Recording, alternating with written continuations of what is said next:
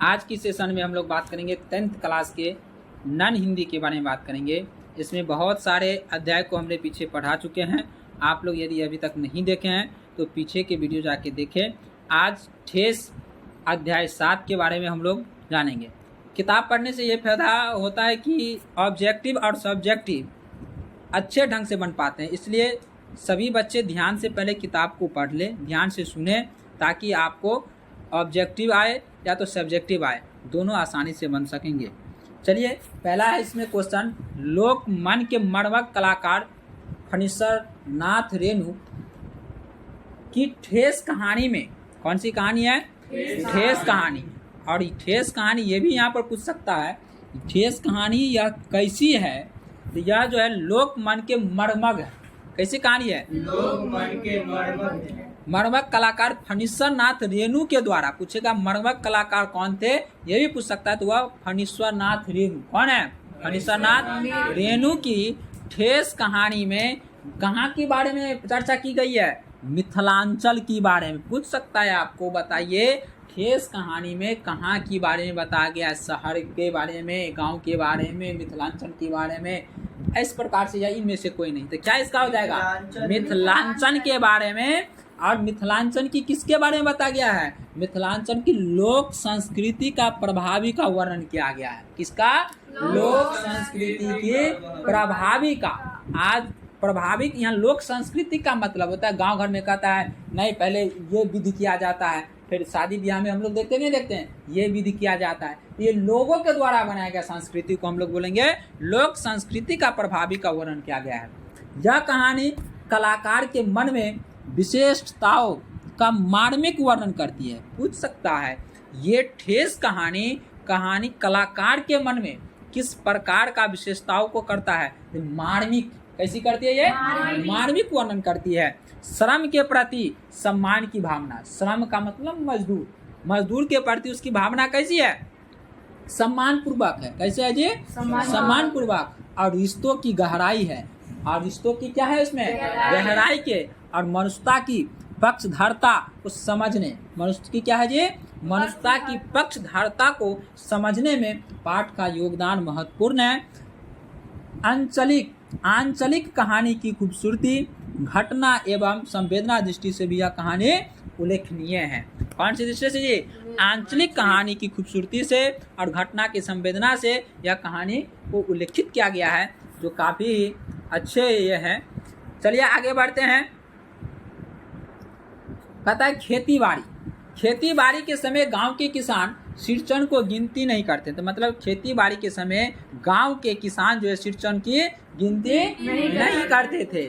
लोग उसको बेकार ही नहीं, बेगार समझते थे। पूछ सकता है आपको क्वेश्चन, सिरचन को गांव में लोग क्या समझते थे? जैसे बेगार समझते थे। क्या समझते थे? बेगार। बेगार का अर्थ होता है मतलब आप काम कराए, उसको पैसा नहीं दिए, किसी के यहाँ गया, काम करने का बदला उसको भोजन करा दिया और हो गया, इसको हम कहते हैं बेगार। बेगार करना, ठीक है। तो लोग उसको क्या समझता था? बेगार समझता था। इसीलिए खेत खलिहान की मजदूर के लिए कोई इसे नहीं बुलाता था। इसे सिरचन को कोई खेती उती में काम करने के लिए कोई नहीं बुलाता था। क्या होगा? उसको बुलाकर दूसरे मजदूर खेत पहुंचकर 1/3 काम कर चुके होंगे। दूसरे मजदूर कितना काम कर चुके होंगे जी? 1/3 काम कर चुके होंगे। तब कहीं सिरचन राय हाथ में, पूरा नाम इसका सिरचन राय, हाथ में खुरपी को डोलाता हुआ दिखाई पड़ता। बेचारा कहानी के भावार्थ से लग रहा है वह सिरचन जो था वह थोड़ा सुस्त टाइप का होगा व्यक्ति, ठीक है। वह काम तो करता लेकिन स्लो काम करता था, चलता था। लोग सब 1/3 कमा दिया होगा, अब ये हाथ में खुरपी लेकर रास्ते में झूल रहा है, ठीक है। पगडंडी पर तौल तड़ कर पाँव को रखता था। पूछ सकता है, पाँव को तौल के कहाँ पर रखता था जी? पगडंडी पर। हुआ पाँव को तौल का मतलब धीरे धीरे। मुफ्त में मजदूर देनी हो तो और बात है। और इस बेचारे को, जिसके कारण लोग इसको क्या करता था, अपने खेतों में काम कराने के लिए नहीं बुलाते थे। अब आज सिरचन को मुक्तखोर, सिरचन को क्या कहा गया? मुक्तखोर, कामचोर, चटोर कहले कोई, किसको? शिरचन को। क्या क्या बोलो? मुक्तखोर, कामचोर और चटोर कहले कोई। एक समय था जबकि उसकी मरैया के पास बड़े बड़े बाबू लोगों की सवारियां बांधी रहती थी। एक समय की बात है, शिरचन इतने बड़े व्यक्ति थे, उनके मरैया जानते क्या होता है? मरैया का मतलब फूस का घर। फूस के घर पर बड़े बड़े लोग वहां आकर क्या करते थे जी? अपने सवारियां को बांध के रखते थे। नहीं होता था जैसे हम गाड़ी, कहीं आप गाड़ी है तो गाड़ी को कहीं लगाते हैं कि नहीं लगाते हैं, तब मार्केट जाते हैं, उसी प्रकार पहले सवारियां, घोड़ा सब हुआ करता था, उस सबको बांध के फिर जाया करते थे।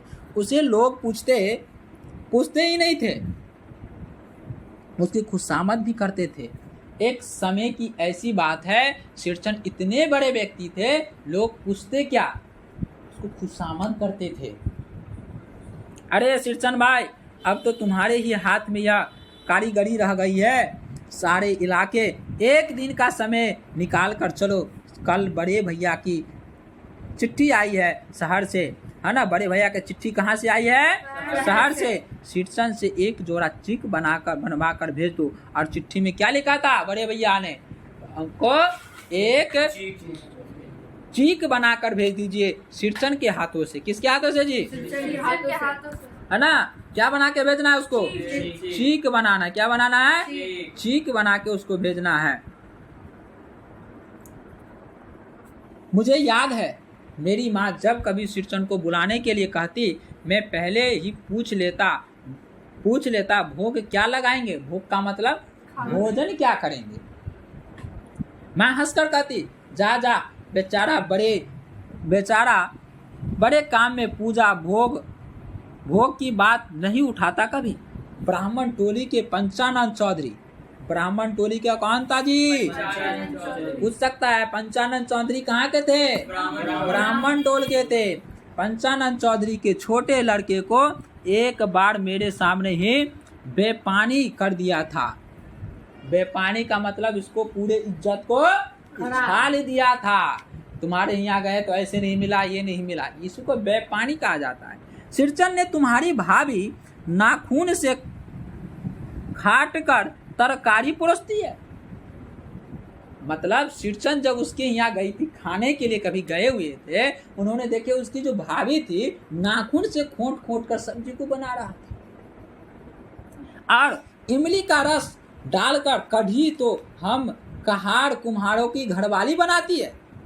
इमली के रस डालकर कढ़ी कौन बनाता है जी? कहार कुम्हारों की घरवाली बनाती है। किसकी घरवाली? कहार कुम्हारों के घरवाली बनाती है। तुम्हारी भाभी ने कहा सीखा है। इसीलिए शिरचन ने बुलाने के पहले माँ से पूछ लेता। इसलिए शिरचन को बुलाने से पहले माँ को क्या बोला? उसको पूछ लेने के लिए जो वो क्या खाएगा। शिरचन को देखते ही माँ हुलस कर कहती, आओ शिरचन, आज नेनू मत रही है। क्या बोला हुआ? आज नेनू मत रही थी। क्या मत रही थी? आज नेनू मत रही थी तो तुम्हारी याद आई घी की दाढ़ी का। किसकी याद आया? घी की दाढ़ी का खखोरन के साथ चूरा। दाढ़ी नहीं समझते, मतलब घी को कभी कड़काएंगे तो उसमें से देखेंगे काला काला कुछ निकलता है, घी तो अलग हो जाती है, उसे दाढ़ी हम लोग बोलते हैं, या उसे खोखरन कहते हैं। क्या कहते हैं? खोखरन के साथ चूरा तुमको बहुत पसंद है। किसके साथ? खोखरन के साथ चूरा जो है किसको? शिरचन को पसंद है। पूछ सकता है शिरचन को क्या चीज पसंद है? तो खोखरन के साथ चूरा के साथ उसको पसंद है। और बड़ी बेटी ससुराल से संवाद भेजा है, उसकी ननद रूठी हुई है। उसकी ननद क्या हुआ है? रूठी हुई है। ये ननद किसके यहाँ? बड़ी बेटी के ससुराल से संवाद आता है तो ननद रूठी हुई है और मोथी शीतल पार्टी के लिए। और वह जो ननद थी वह किसके लिए रूठी हुई है? शीतल पाठी के लिए। मोथी का शीतल पाठी के लिए वह रूठी हुई है। शिरचन अपनी पनियाई जीभ को संभाल कर हंसता है ना? घी की सौंधी सुगंध सूंघकर ही आ रहा हूँ भाभी, नहीं तो इस शादी ब्याह के मौसम में दम मारने की भी छुट्टी कहाँ मिलती? क्या कहता है? इस शादी ब्याह के समय में, शादी ब्याह के मौसम में दम मारने की छुट्टी कहाँ मिलती? कौन कह रहा है?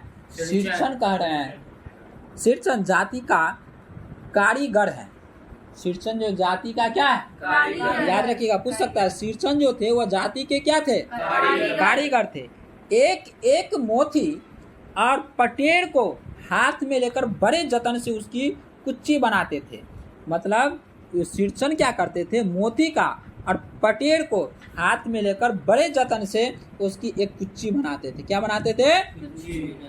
फिर कुचियों को रगड़ने से लेकर सुतली सुलझाने से पूरा दिन समाप्त कर देता। उसमें जो रगड़ने से लेकर और क्या करने तक, ये सुलझाने तक, है ना, उसमें समाप्त कर देता। काम करते समय उसकी तन्मयता से जरा भी बाध पड़ी तो गेहूं सांप की तरह फुफकार काटता, और उसको जो काम में शरीरक जो दिक्कत होता था उससे उसको गुस्सा उठता था। किसके तरह फुफकार काटते थे? गहुमन सांप की तरह। पूछ सकता है, शीर्षण को जो काम में दिक्कत होता था, तन्मयता से जरा भी बाधा होता था, वह तो कैसे फुफकार काटता था? गहुमन के सांप की तरह फुफकार काटते थे। फिर किसी दूसरे से करवा लीजिए काम। शीर्षण मुंह जोड़ है, काम चोर नहीं था। शीर्षण कैसा व्यक्ति थे? मुंह जोड़ थे, वह काम चोर नहीं था। बिना मजदूरी के पेट भर भात पर काम करने वाला कारीगर था। शीर्षण जो है वह पेट भर के उसको खिला पिला दो, उसी पर काम अच्छे कर देते थे। दूध में कोई मिठाई न मिले कोई बात नहीं, किंतु बात में जरा भी झाल वह नहीं बर्दाश्त कर सकता था। उसको दूध नहीं दो खाने में चलेगा, लेकिन उसकी थोड़ा सा बात कह दो इस प्रकार से, ऐसा कर दिया वैसा कर दिया, वह कतई बर्दाश्त करने वाला हुआ व्यक्ति नहीं था। कौन नहीं था जी? शीर्षण। शीर्षण को लोग चटोर भी समझते थे। शीर्षण को क्या समझते थे? चटोर समझते थे। तली बघारी हुई तरकारी, दही की कढ़ी, मलाई वाला दूध, इन सब का प्रबंध पहले कर लो, तब शीर्षण को बुलाना। धूम हिलाता हुआ हाजिर हो जाएगा। क्या हिलाता हुआ? धूम हिलाता हुआ। लोग समझता था जिसको खाने पीने की व्यवस्था अच्छा से कर दो वह चला आएगा। खाने पीने में चिकनाई की कमी हुई कि काम की सारी चिकनाई खत्म हो जाता है। और कह रहा यदि खाने पीने में उसको यदि दिक्कत दिए तो वो काम को भी क्या कर देगा? खराब कर देगा। अधूरा रखकर उठ खड़ा होगा। आज तो अब अधक पाली दर्द से माथा टनटना रहा है। मतलब अध कपाली से क्या हो रहा है? उसको माथा टनटना रहा है। थोड़ा सा रह गया, किसी दिन आकर पूरा कर दूंगा, किसी दिन मानो कभी नहीं। शीर्षण बेचारा, लोग तो उसको चटोर समझता था, कामचोर समझता था, लेकिन दिमाग का तेज आदमी। यदि उसको खाने पीने में थोड़ा भी दिक्कत दिया तो वह बहाना बना लेता था, आज हम मेरे सिर में क्या हो रहा है? आधा कपाल दर्द हो रहा है। और उस जहाँ पर काम करता था जितना पर छोड़ के चला जाता था, कहता था दूसरे दिन आके कर देंगे, लेकिन शायद वह दूसरे दिन कभी उन बेचारे के लिए लौट कर फिर नहीं आते थे। मोती घास और पटेर की रंगीन शीतल पाटी। मोती का घास और पटेर का जो है उसको क्या करता था? रंगीन कर देता था। रंगीन शीतल पाटी, बांस की तिलियों की झिलमिलाती चीख, सतरंगे डोर से मोड़े, भूसी चुन्नी रखने के लिए मूज की रस्सी। कैसी रस्सी? मूज की रस्सी। तो मूज की रस्सी किसकी थी? मूज की। बड़े बड़े जाले, हलबाहों के लिए ताल के सूखे पत्ते की छतरी टोपी। क्या क्या बनाते थे जी? देखो क्या क्या बनाते थे। बांस की तिलियों की झिलझिलाती हुई चीख, सतरंगे डोर के मोड़े, भूसी चुन्नी रखने के लिए मूज की रस्सी के लिए बड़े बड़े जाले, हलबाहों के लिए ताल के, किसके? ताल के सूखे पत्ते के छतरी टोपी बनाते थे। इसी तरह बहुत से काम जिन्होंने सिरचन के सिवा गांव में और कोई नहीं जानता था। और बहुत सारे काम थे जो इसके सिवा गांव में लोग कोई नहीं जानता था करना। यह दूसरी बात है कि अब गांव में ऐसे कामों को बेकाम काम समझते हैं। अब पुराने लोगों को तो देखते होंगे अपने ही गांव में लोग, पुराने गांव भर का जो काम राज जो होता है, जैसे हम लोग जैसे माल बैल को पोसें तो बहुत सारे को घृणा लगता है जो यहाँ गोबर है फलान है, बहुत सारे जो पुराने रीति रिवाज को पकड़े हुए हैं, तो वहाँ का लोगों को ये चीज़ सब क्या लगता है, तो बेकार का चीज़ है, अब इस सब पर कौन जाता है। लेकिन आज के समय में लोग उसको मिथिला हाट में जाके देखिएगा तो लोग पैसा फेंक कर उस चीज़ को खाने में स्वाद, मड़ुआ रोटी पहले खाता था तो लोग हंसता था मड़ुआ रोटी खाता है, लेकिन आज वही मड़ुआ देखो मिलता नहीं लोगों को, और वही पीढ़िया पर बैठकर चूल्ही का बनाया हुआ खाना मिथिला हाट में पैसा देकर खाता है। यही है, उस बेचारे सिरचन को भी ये सब काम जो करता था उसको लोग बेकाम समझता था। लोग बेकाम काम जिसकी मजदूरी में अनाज और पैसे देने की कोई जरूरत नहीं। पहले पैसा नहीं दिया जाता था, पहले अधिकतर अनाजों दिया जाता था।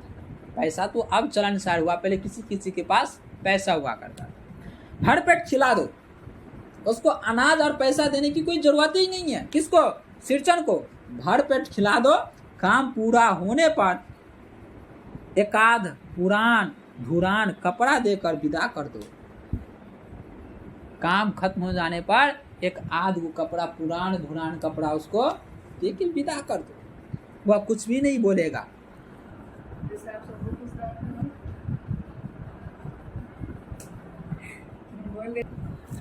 कुछ भी नहीं बोलेगा, ऐसी बात नहीं। सिरचन को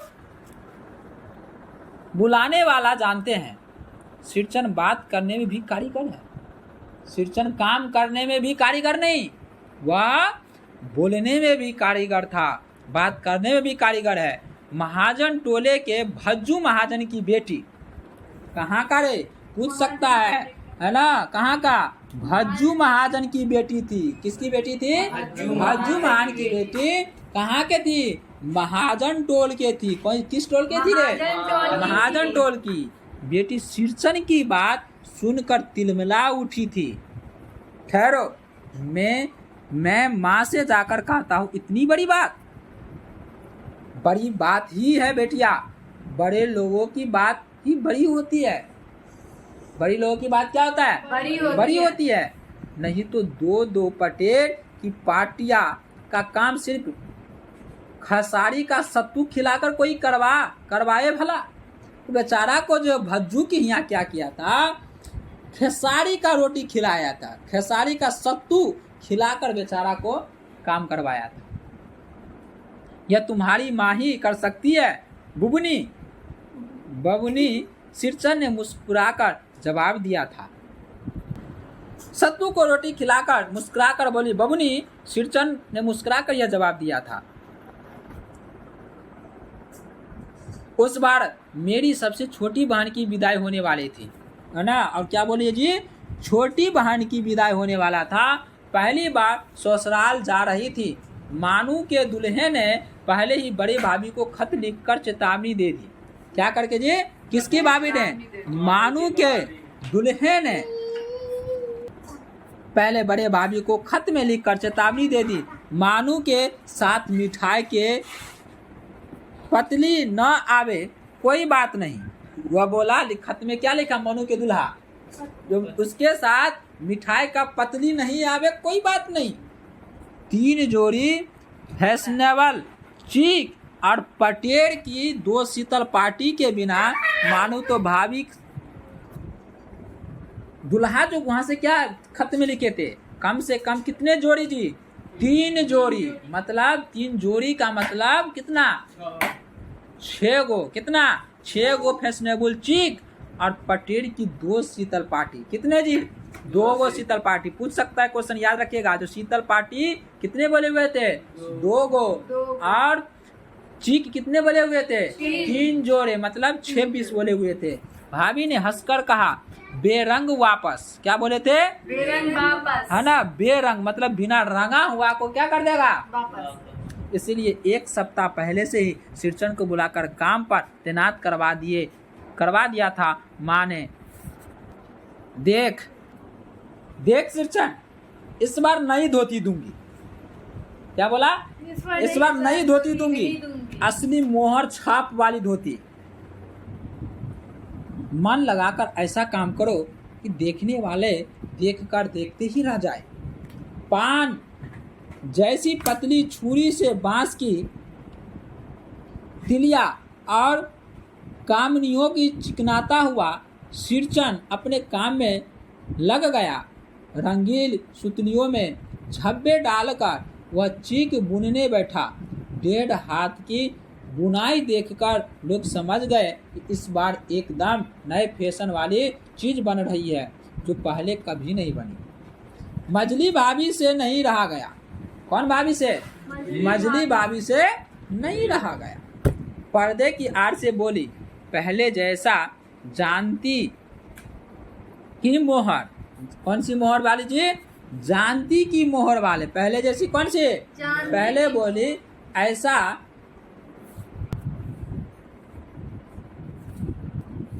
मजली भाभी से नहीं रहा गया। पर्दे की आड़ से बोली, पहले ऐसा जानती की मोहर छाप वाली धोती देने से अच्छी चीज बनती है तो भैया को खबर भेज देती। काम में व्यस्त सिरचन के कानों में बात पड़ गई। ये बात सिरचन को कानों में सुन गया बेचारा। बोला, मोहर छाप वाली धोती के साथ रेशमी कुर्ता देने पर भी ऐसी चीज बुनती बहुरिया तो मानू दीदी काकी की सबसे छोटी बेटी है मानू दीदी। कौन है? मानू दीदी का दूल्हा अफसर आदमी। कहने का मतलब है वह जो भाभी थी मजली भाभी, उसको इससे अच्छी चटाई नहीं मिला होगा, तो वह कह दिया कि यदि धोती मोहर छाप वाला धोती देने पर और अच्छी रेशम की कुर्ती देने पर यदि अच्छे से चीक बन जाता है, पहले पता रहता तो हम भी इसको क्या करते, देते तो बना देते। ये बात जब कौन सुनता है? सिरचन सुनता है तो ये बात को बोलता है कि यदि ऐसा होता है ना। कौन कहता है? ये सिरचन कहता है। उनका कहना है बहुरिया ऐसा नहीं है, मानो दीदी काकी की सबसे छोटी बेटी। क्या कहा? दीदी की काकी की ये सबसे छोटी बेटी है। मानो दीदी का दूल्हा अफसर आदमी है। कैसी आदमी है? अफसर आदमी है। मजली भाभी का मुंह लटक गया। जब ये बात बोला तो उसका मुंह क्या हो गया? लटक गया। मेरी चाची ने फुसफुसाकर कहा, किससे बात करती है बहू? मोहर छाप वाली धोती नहीं, मूंगिया लड्डू। क्या बोला? मूंगिया लड्डू। कौन सी लड्डू की बात है? मूंगिया लड्डू।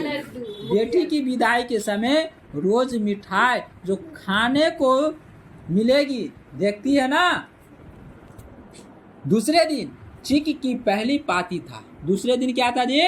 चीक की पहली पाती में 7 तारे जगमगा उठे। कितने तारे? 7 तारे जगमगा उठे। 7 रंग के। कितने रंग के? पूछ सकता है जी। दूसरे दिन चीक की पहली पाती, कौन सी पाती हो उठा था जी? पहली पाती में, और उसमें कितने तारे जगमगा उठे? 7 रंग के। सतभैया तारा। कौन सी तारा? सतभैया तारा। सिरचन जब काम में मगन रहता है तो उसकी जीभ जरा बाहर निकल आती है। जब वह काम में मगन रहता है तो क्या हो जाता है? बाहर। किसी को आदत देखते होंगे ऐसे करके काम करने का, है ना। मतलब जी या किसी को देखेंगे हाथ या मुंह को चमकाने का आदत होता है।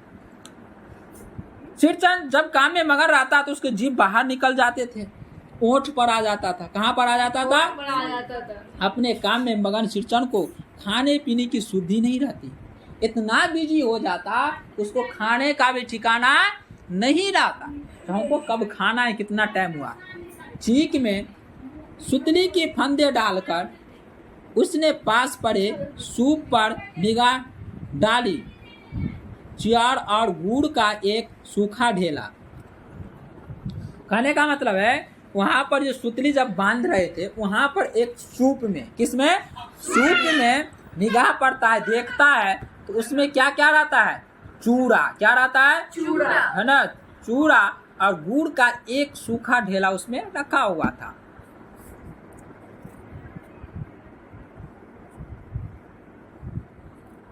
मैंने लक्ष्य किया, सिरचन की नाक के पास 2 रेखाएं उभर आई। कितने रेखाएं? 2 रेखाएं उभर आई। दौड़कर माँ के पास गया। आज सिरचन को कलेवा किसने दिया है? कलेवा का मतलब नाश्ता। नाश्ता किसने दिया है? सिर्फ चूड़ा और गुड़। लेखक जाता है अपने माँ के पास, बोलता है क्या सिर्फ चूड़ा और गुड़ मिला ले इसको? माँ रसोई घर के अंदर पकवान आदि बनवाने में व्यस्त थी। बोली, मैं अकेले कहाँ कहाँ क्या क्या देखूं? अरे मछली सिरचन को बूंदिया क्यों नहीं देती?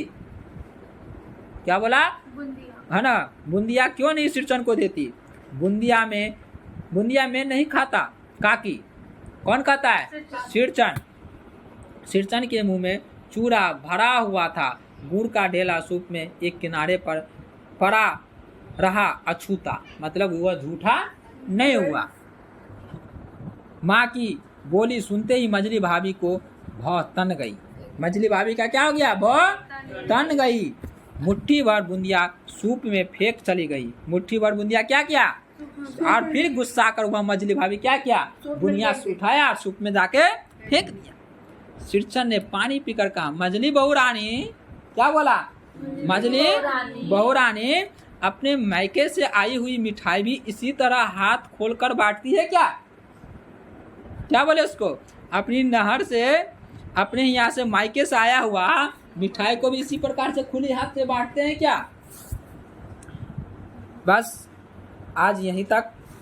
अगले वीडियो में लेक्चर 1 है ठेस का, फिर लंबी कहानी है तो इसको 2 पार्ट में बांट दिया गया है।